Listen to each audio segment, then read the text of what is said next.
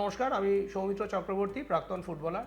Football জাংশনের YouTube চ্যানেলে আপনাদেরকে স্বাগত।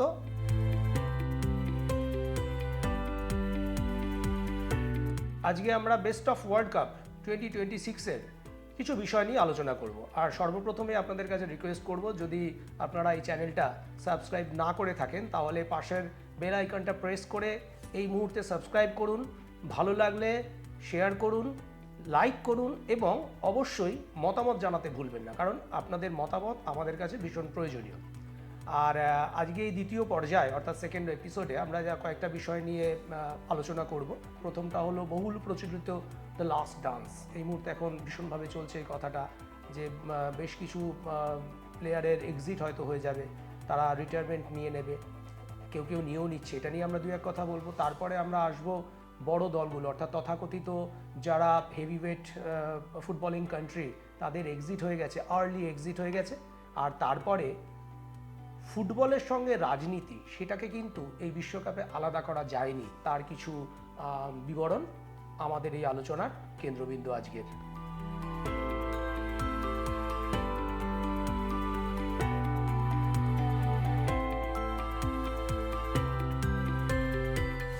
দ্য লাস্ট ডান্স অর্থাৎ ফুটবল তারকাদের প্রস্থান। যুগের সঙ্গে তাল মিলিয়ে এই ঘটনাগুলো ঘটে।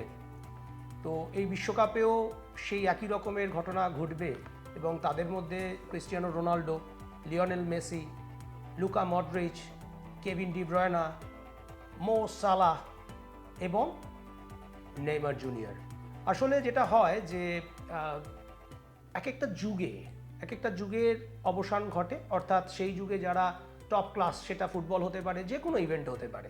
যেমন আমরা পেলের যুগটা আমরা নিজেরা দেখিনি, চাক্ষুষ করিনি, তবে মারাদোনার যুগের শুরু এবং শেষ আমরা দেখেছি। তার পরবর্তীকালে আমরা জিদান, রোনাল্ডো, রিভালডো, ডেভিড বেকহ্যাম, এদের একটা যুগের অবসান দেখেছি।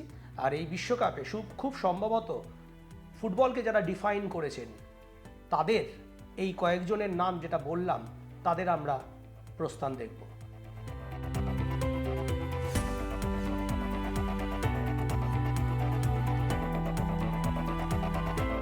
ক্রিস্টিয়ানো রোনাল্ডোর যে জীবন সংগ্রাম, সেটা কিন্তু আমি এটা মনে করি যে আমরা প্লেয়াররা যদি তার কিছু পার্সেন্টেজ অন্তত ফলো করতে পারি বা ভাবি সে কথা, খুব সামান্যই, তাহলে কিন্তু সেই প্লেয়াররা নিশ্চিতভাবে কিছুটা জায়গা টাচ করবে। পর্তুগালের মেডেইরা থেকে উঠে আসা একটা ছেলে, যে কিনা ভীষণভাবে দারিদ্র্যের মধ্যে জীবন কাটিয়েছিল, এবং সেই প্লেয়ারটা কিভাবে এই জায়গায় নিজেকে তারকা হিসেবে পরিণত করলো, ফুটবল আইকন হিসেবে কিভাবে পরিণত করলো। আমার যে observation, purely dedication, determination, discipline, passion, emotional ওয়েতে ফুটবলটাকে অ্যাপ্রোচ করা, দ্যাট ইজ ক্রিস্টিয়ানো রোনাল্ডো। এবং হয়তো বিশ্ব ফুটবল অর্থাৎ ওয়ার্ল্ড কাপের নিরিখে হয়তো সফল নন, ওনার স্ট্যাটিস্টিক্স তো সে কথা বলছে না। 27-28টা টোটাল যে কটা ওয়ার্ল্ড কাপ খেলেছে, 6টা ওয়ার্ল্ড কাপ খেলেছে, 11টা গোল করেছে, কিন্তু পর্তুগালকে কোনো মেজর টুর্নামেন্টে চ্যাম্পিয়ন করা, সেটা কিন্তু ক্রিস্টিয়ানো রোনাল্ডোর হাত ধরেই আসে। তার পরবর্তীকালে আরও 2-3টে ইউরোপিয়ান ট্রফি কিন্তু তারা লিফট করেছে, বাট ওয়ার্ল্ড কাপের যে জায়গাটা, যে মঞ্চ, তাতে হয়তো ক্রিস্টিয়ানো সেভাবে সফল নন। তবে রোনাল্ডোর অবদান ফুটবলিং ক্যারেক্টার হিসেবে বা স্পোর্টিং আইকন হিসেবে অভাবনীয়।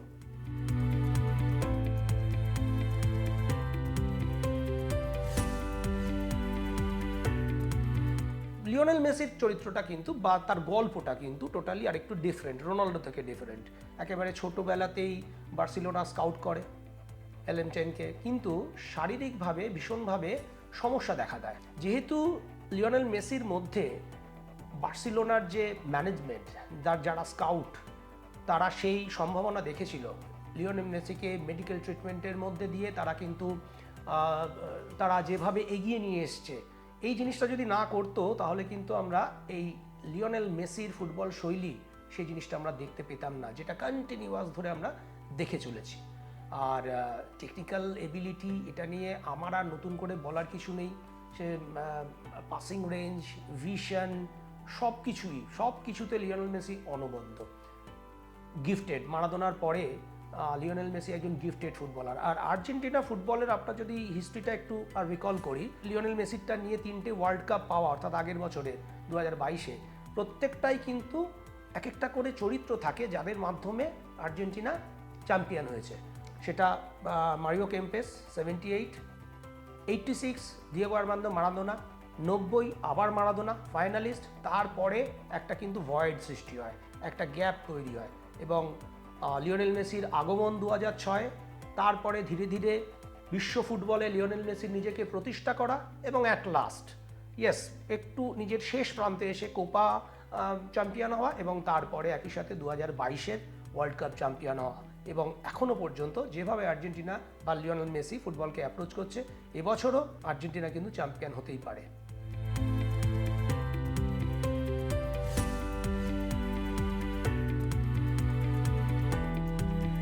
আরেকজন এলেন10, that is Luka Modric, jersey number 10। লুকা মডরিচ ক্রোয়েশিয়ার ফুটবলার। 98-এ তারা থার্ড হয়েছিল, সেখান থেকে ওয়ার্ল্ড কাপে 3য় পজিশন পেয়েছিল, সেখান থেকে তাদের ফুটবল যে সংগ্রাম, সেই সংগ্রামের উত্থানের শুরু। কিন্তু এমন একটা টিম পরবর্তীকালে পরিণত হয় যেটা যাদেরকে ভাঙা, অর্থাৎ একটা কথা আছে না, very tough nut to break. ক্রোয়েশিয়ার ক্ষেত্রে কিন্তু প্রতিটা মুহূর্তে সেই কথাটা প্রযোজ্য, এবং ওয়ার্ল্ড কাপের সাফল্য, প্রতিটা ওয়ার্ল্ড কাপেই সাফল্য, মিনিমাম সাফল্য রয়েছে। 2018 সালের ওয়ার্ল্ড কাপের কথা তো আমরা সকলেই জানি।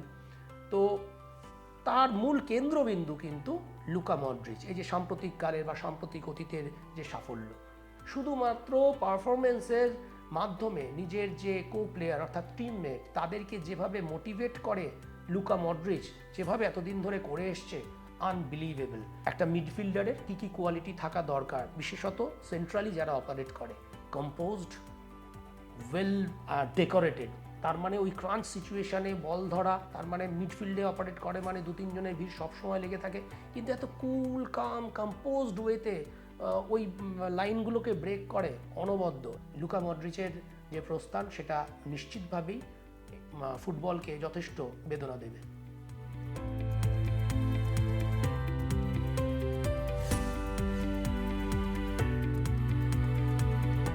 আপনাদের নিশ্চয়ই মনে থাকবে যে বেলজিয়ামের গোল্ডেন যে জেনারেশন, তার golden boy, that is Kevin De ব্রয়না।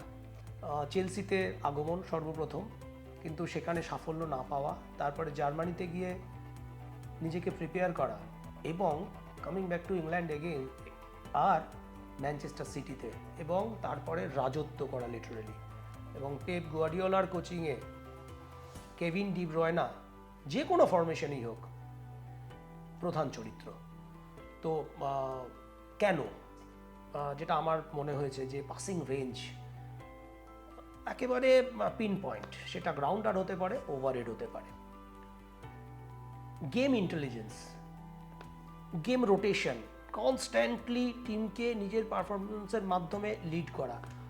এবং কেভিন ডি ব্রয়না যে পারফরমেন্স আমরা এতদিন ধরে দেখেছি মিডফিল্ডে, তো আমার মনে হয় যে এই কোচিং ম্যানুয়ালে একজন মিডফিল্ডারে কী কী করণীয়, কী কী করলে একজন ভালো মিডফিল্ডার হওয়া যায়, সেটা কিন্তু এই লুকা মডরিচ এবং কেভিন ডি ব্রয়না, এই দুজনের যে ফুটবলিং স্টাইল, এগুলো নিশ্চিতভাবে যদি কোচিং ম্যানুয়ালে থাকে, যারা উড বি কোচেস, তাদের কিন্তু বুঝতে সুবিধা হবে, এবং ভবিষ্যতের যে জেনারেশন, তাদেরকে বোঝাতেও সুবিধা হবে।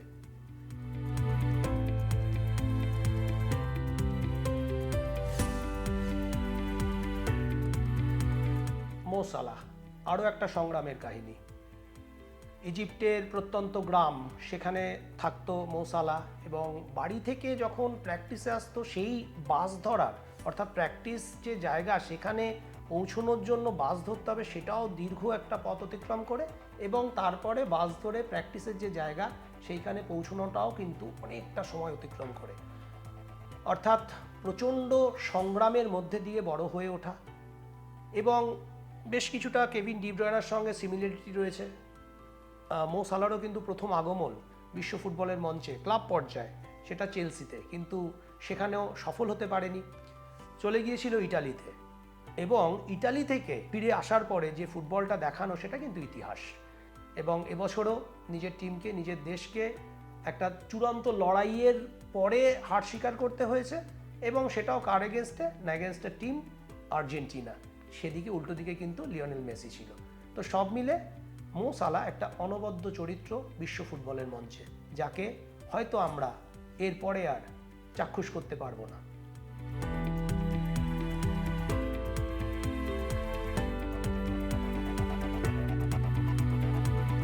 নেইমার অ্যানাউন্স করে ফেলেছেন যে তিনি আর ব্রাজিলের জার্সি গায়ে দেবেন না।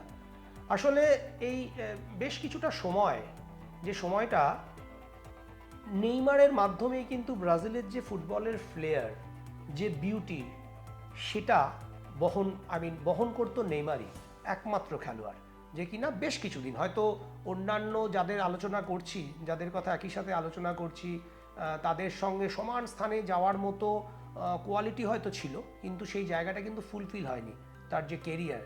তো সব মিলে ব্রাজিলের এই যে প্লেয়ার, আরও একবার বলবো যে রোনাল্ডো, রিভাল্ডো বা তার আগের যে মহারথীরা, তারা যে ব্র্যান্ড অফ ফুটবলটা খেলতেন, সেই জিনিসটা কিন্তু কিছুটা দেখা গেছে নেইমারের মাধ্যমে। সেগুলো কি? 1v1-এর বিভিন্ন রকমের ট্রিকারি, 2-3 জনের মাঝে 2-3 জন প্লেয়ারকে ইনভাইট করা ইচ্ছাকৃত। ব্রাজিলিয়ান ফুটবলের যে কোয়ালিটি, যে এবিলিটিগুলো উইথ দ্য বল, অর্থাৎ স্ট্রিট ফুটবল থেকে যেটা নেওয়া হয়, যেটা বিচ ফুটবল থেকে নেওয়া হয়, যেটা 5-a-সাইড ফুটবল থেকে নেওয়া হয়, সেই ধরনের ফুটবল 11 সাইডের মাঠেও যদি তোমার এবিলিটি থাকে, ইউ ক্যান প্রডিউস, সেটা কিন্তু নেইমারের মাধ্যমে আমরা দেখেছি। দুর্ভাগ্য যে নেইমার কিন্তু বিশ্ব ফুটবলের মঞ্চে খুব একটা সফল হতে পারলো না, ব্রাজিলকে সাফল্য দিতে পারলো না। অনেস্টলি স্পিকিং, এবারের ব্রাজিল টিমটাও অন্তত আমার ধারণা সেই লেভেলের নয়। আর নেইমার ইনজিওর্ডও ছিল, সেগুলো আলাদা, কিন্তু ব্রাজিলের জার্সিতে নেইমারকে আর দেখা যাবে না। এ নিয়ে কিন্তু ব্রাজিল সমর্থক এবং যারা স্কিলফুল ফুটবল ভালোবাসেন, তারা নিশ্চিতভাবেই দুঃখ প্রকাশ করবেন।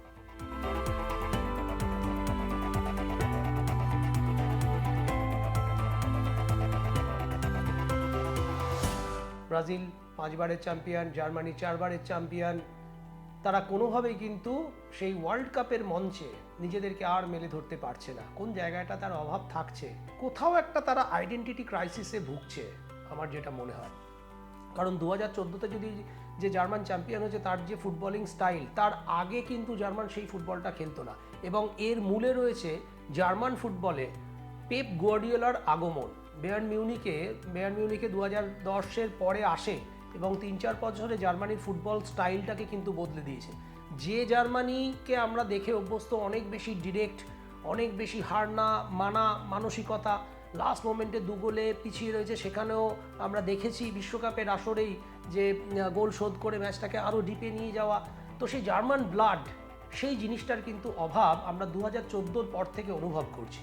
2014-এ একটা দারুণ রেজাল্ট ছিল, চ্যাম্পিয়ন, তার সঙ্গে সঙ্গে ব্রাজিলের মতো টিমকে ব্রাজিলের মাটিতে 7-1 গোলে পরাজিত করা সেমিফাইনালে।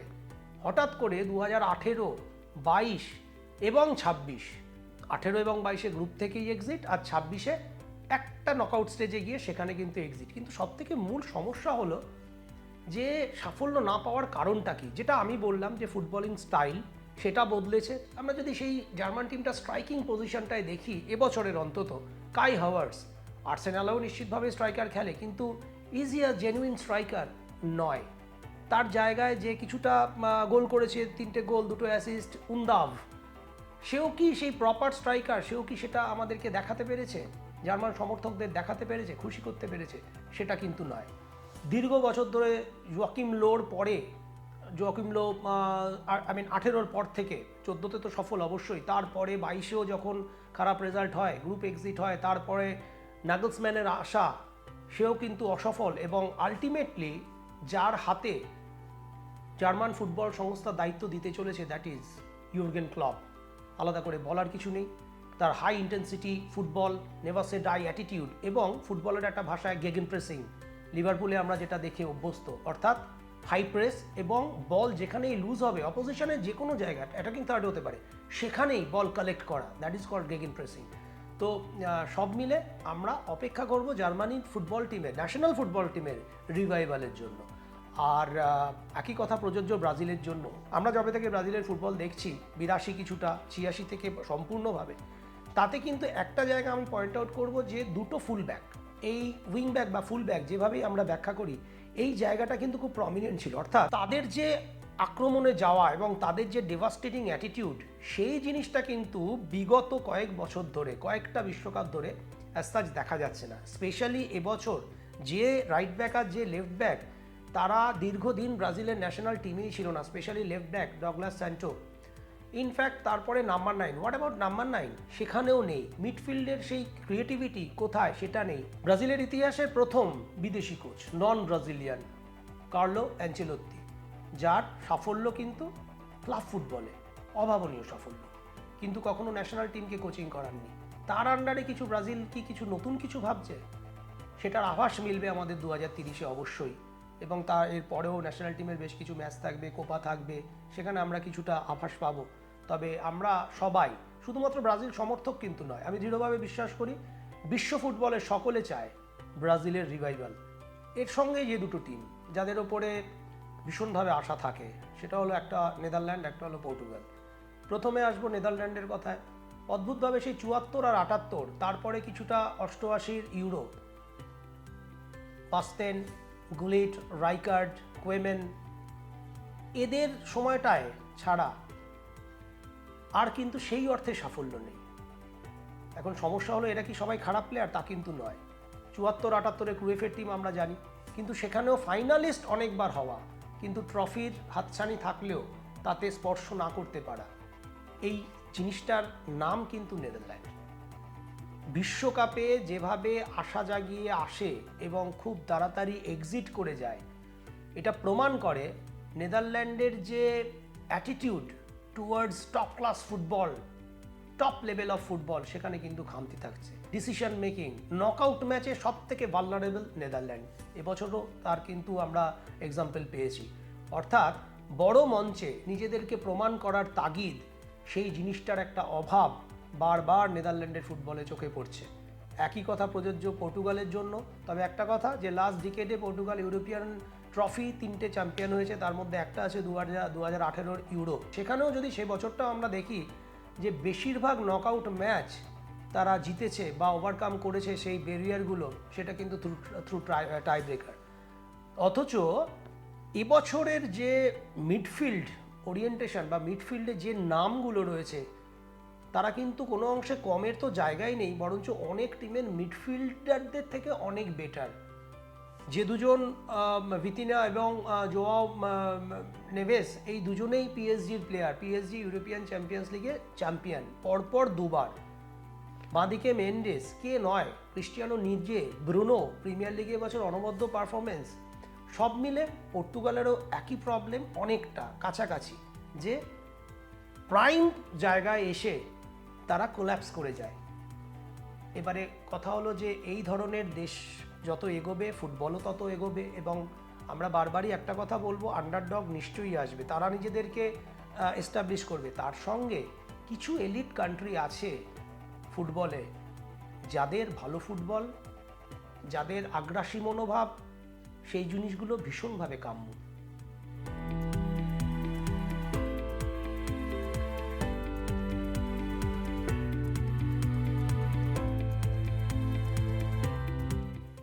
এই বিশ্বকাপে আমরা অনেক নতুন জিনিস দেখেছি। 48টা টিমের বিশ্বকাপ, আন্ডারডগ টিমেদের অনবদ্য পারফরমেন্স, কিন্তু কিছু ঘটনা আমাদের মনে কিন্তু প্রশ্নও জাগিয়েছে। সেটা হলো পলিটিক্যাল অ্যাফেয়ার্স। তার মধ্যে প্রথমেই বলবো যে একেবারে বিশ্বকাপ শুরুর আগে সোমালিয়ার রেফারির অ্যালাউ না করা, ভিসা তাকে না দেওয়া, ইরানের সঙ্গে যে ঘটনাগুলো ঘটেছে প্রতিনিয়ত টুর্নামেন্ট চলাকালীন, সেই একটা জায়গায় ভীষণভাবে প্রশ্নচিহ্ন আছে। এবং লাস্ট যেটা রাউন্ড অফ 16-এ যেটা অদ্ভুত লেগেছে, ইউএসের বালোগানের রেড কার্ডটাকে উইথড্র করা। আলোচনার বিষয়বস্তু এটাই যে ফুটবলকে কি পলিটিক্সের বাইরে রাখা সম্ভব হলো? সেটা কিন্তু হলো না। প্রথমেই আসি ইরানের কথা, এটা কিন্তু কাম্য ছিল না। তাদের ভিসার সমস্যা, তাদের ক্লিয়ারেন্স, তাদের ইমিগ্রেশন, সব কিছুর পরে গিয়ে অদ্ভুত ব্যাপার যে ইরানের বেস ক্যাম্প মেক্সিকোয়ে ঠিক করা হলো, আর ইরানকে ম্যাচ খেলতে আসতে হলো ইউনাইটেড স্টেটসে। এবং যত তাড়াতাড়ি সম্ভব সেই জায়গা থেকে খেলার পরেই প্রস্থান করতে হলো। আনবিলিভেবল। একটা ওয়ার্ল্ড কাপের মতো মঞ্চে একটা টিম আসছে, সেই প্লেয়ারদের শারীরিক যে ব্যাপার সেটা তো রইলই, তার সঙ্গে মানসিক যে একটা প্রস্তুতি প্রতিনিয়ত সেটা ব্যাহত হয়েছে। এটা কিন্তু কাম্য ছিল না। অ্যাকচুয়ালি এই স্পোর্টিং ইকুয়ালিটি সকলের ক্ষেত্রেই প্রযোজ্য, সকলে একই রকম ট্রিটমেন্ট পাবে, সেটা কিন্তু ফিফার দেখা উচিত ছিল নিশ্চিতভাবে। ফুটবলের সঙ্গে পলিটিক্সের কিন্তু কোনো রকম জায়গা নেই। ফিফার কিন্তু অনেক প্রপার ওয়েতে ম্যানেজ করা উচিত ছিল বলে আমার ধারণা, শুধু আমার না, অনেকেরই ধারণা। তো অনেক কিছুর সঙ্গে সঙ্গে এই জিনিসগুলো কিন্তু নেগেটিভ একটা সাইড, যেটা কিন্তু আগামী দিনে বিরাট বড় প্রশ্ন তুলে দিয়েছে। তাহলে আজ এই পর্যন্ত। আপনাদের কি মনে হয় কোন প্লেয়ারের আর বিশ্বকাপের মঞ্চে না ফেরা আপনারা মিস করতে চলেছেন? ব্রাজিল বা জার্মানি, তারা কি তাদের ঋত সম্মান পুনরুদ্ধার করতে পারবে? আর একটা যেটা লাস্টে আলোচনা করছিলাম, যে পলিটিক্সকে আদৌ কি ফুটবলের মতো বিউটিফুল গেমের বাইরে রাখা সম্ভব? এই সব নিয়ে আপনারা কমেন্ট করুন। আপনাদের মতামতগুলো আমরা খুব মন দিয়ে পড়ব এবং গুরুত্বপূর্ণ মতামতগুলোকে নিয়ে পরবর্তীকালের এপিসোডে সেগুলো নিয়ে আমরা নিশ্চিতভাবে আলোচনা করব। আর ভালো লাগলে শেয়ার করবেন, সাবস্ক্রাইব করবেন ফুটবল জাংশন চ্যানেলটা। আপাতত আমি সৌমিত্র চক্রবর্তী আপনাদের থেকে বিদায় নিচ্ছি। দেখা হবে পরবর্তী এপিসোডে। ভালো থাকবেন, সুস্থ থাকবেন, ফুটবলের সঙ্গে থাকবেন।